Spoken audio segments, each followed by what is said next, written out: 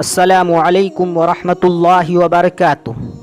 محترم سامعین، حضرت شیخ عبدالقادر جیلانی رحمۃ اللہ علیہ کا نسب پیش خدمت ہے۔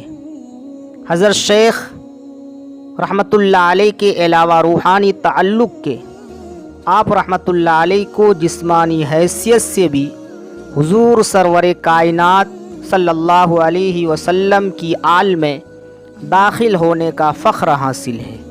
وہ اس طرح کی آپ کے والد ماجد سید ابو صالح موسیٰ کا سلسلہ نسب حضرت امام حسن رضی اللہ عنہ سے، اور آپ کی والدہ ماجدہ بی بی ام الخیر امۃ الجبار فاطمہ کا سلسلہ نسب حضرت امام حسین رضی اللہ عنہ سے ملتا ہے، اور گلستان شہادت کے یہ دونوں نونہال سرور عالم صلی اللہ علیہ وسلم کے جگر گوشے نواسے اور آپ کی صاحبزادی سیدہ فاطمۃ الزہرا رضی اللہ عنہا کے صاحبزادے ہیں۔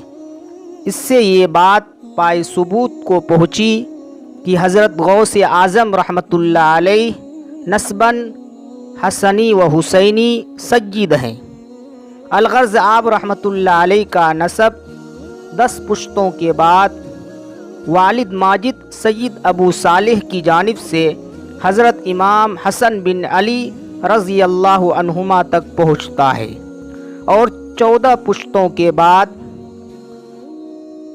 والدہ ماجدہ سیدہ ام الخیر فاطمہ کی جانب سے حضرت امام حسین بن علی رضی اللہ عنہما تک پہنچتا ہے۔